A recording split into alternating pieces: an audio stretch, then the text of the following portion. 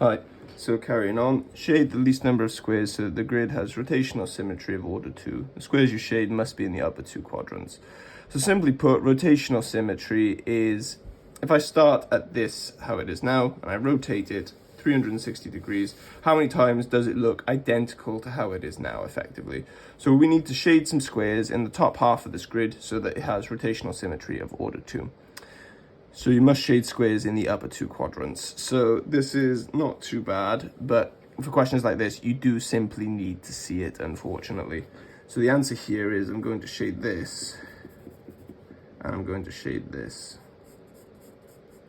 So now, if I say this as it is, how many times in one full circle does this look like it is now? So there's one that looked like it did originally. If I go back, 2. So in one full circle, it looks like it did originally twice. So it has a rotational symmetry of order 2. And that's how you do that. So part B, fully describe a single transformation that transforms shape A to shape B. So these two shapes are congruent. They're the same shape, just in different positions in space. So it's not a translation. It's not a rotation either, because it would be upside down, so it must be a reflection. And I like to think that this is quite a nice, straightforward reflection, hopefully. So as we can see, the mirror is in the dead center of both of them. So as you can see, it is let me just check if my camera is in a good place here. Let me just see. Sorry about this. Right, so this is clearly a reflection in the line. And the line here is, it's a straight line that goes to the x-axis at 5. So it's the line x equals 5. Your mirror is x equals 5. Okay, moving on. Right, so solve 5 times 2x plus 3. So there's two ways of doing this. I will go the simplest route here, which is, let me just check, is my camera in line? Yeah, good. Okay, so we can just expand this bracket. So 5 times 2x, 5 times 3. So 10x plus 15 equals 20. And then minusing 15 on both sides. 10x equals 5. And then dividing by 10 on both sides. X equals 5 over 10. And if you don't know what 5 over 10 is, use your calculator. It's a half, which is 0.5. Factorize 7a plus 21. So this expression is made up of numbers and it's made up of a's. So what is the highest common factor of 7 and 21? It is 7, and we open a bracket. What do I times 7 by to get to 7a? It's a. What do I times 7 by to get to 21? It's 3. So it's 7 times a plus 3. Factorizing is simply the reversing of expanding, which we just did for part A. The number machine is shown below. It gives an input, and then you take away 3 from it, then you multiply by 5, and you get an output. Write an expression for the output when the input is n. So I start with n, I subtract 3, so I get n minus 3, and then I multiply by 5, so it's 5 times by n minus 3. So the output would be this expanded, so 5 times n, 5 times minus 3, so 5n minus 15 is my end output. Okay, moving on.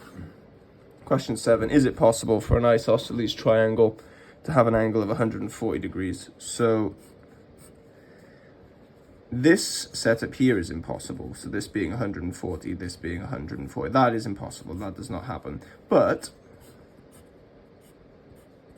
this being 140, so the angles in a triangle add to 180.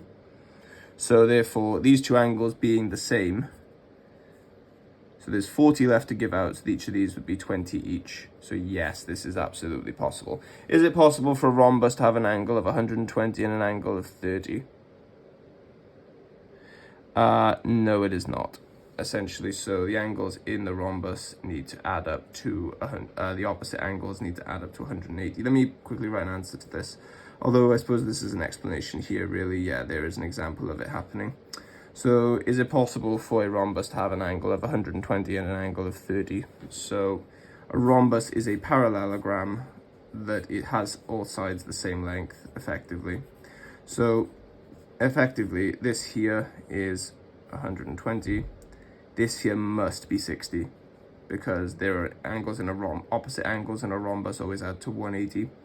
So by the same logic, you could say, couldn't this be 30 and this be 150? But no, because all these lengths are the same, the ratio of these angles would be the same as well. So it would be a 120, 60, 120, 60. So the answer is no, it can't. Okay, part C. Which of the following equations is correct for the diagram above? Circle your answer. So it's just about relationships between A and B effectively. So this is a straight line. So this angle here would be 180. Take away 150, which is 30 degrees. And now we know that angles in a triangle add to 180. So A and B have to make up 150 between them. So A plus B is 150 is the correct one here. So it's that. Okay, moving on.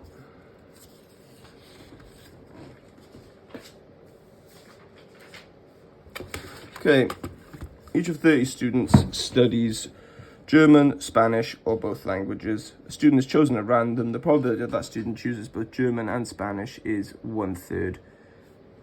Complete the Venn diagram. So 1/3 of the 30 students, so 1/3 of 30. So dividing by 3 is 10, times by 1 is 10. It's 10. So there are 10 students out of the 30 that do both. So this is quite helpful. And now we know that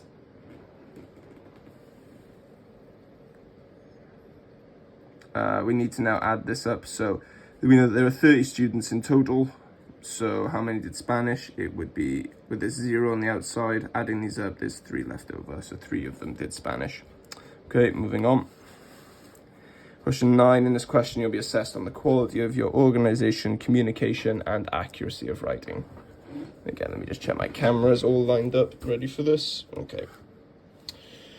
So we are given a rectangle and there is a quarter of a circle in the bottom part of this rectangle. Complete the area of the shaded section below. So this question is a complete non-starter if you don't understand the concept of what to do. The idea is that this awkward area is made up of a rectangle and a semicircle, two things which you know how to find the area of. So we find the area of the rectangle, we find the area of the semicircle, and you need to see that this shaded area here is the whole rectangle minus the area of this circle. So if I call this area A and I call this area B, we're going to find find both of these. A being the area of the whole rectangle, actually. So let's scrap that for now. Okay, so calculate the area of the shaded section. So let's find the area of the rectangle and go from there. So because this is a circle, this is also 5. This bit here is also 5 centimeters. Given that AP and PD are equal, this is also 5 centimeters. So now you know the whole height of this rectangle is 10 centimeters, and you know the base is 5 centimeters. So area of rectangle is equal to 5 times 10, and that is 50 centimeters squared. So now we need to find the area of the semicircle. So area of circle is equal to pi r squared, which is pi times 5 squared, which is 25 pi. And then using my calculator, 25 times by pi is 78.54 centimeters squared. And now because it's a quarter of a circle, we need to quarter this area of quarter of a circle. So dividing this by 4, I get it to be 19.635 centimeters squared. So the area of the shaded bit is this whole rectangle, this 50, take away this bit we just got here. So area of shaded is equal to 50 minus 19.635, which I get to be 30.365 centimeters squared. So OCW being organization, communication, writing. So I've organized this, I've shown what my areas are in a coherent, structured manner, I've used the appropriate units, etc.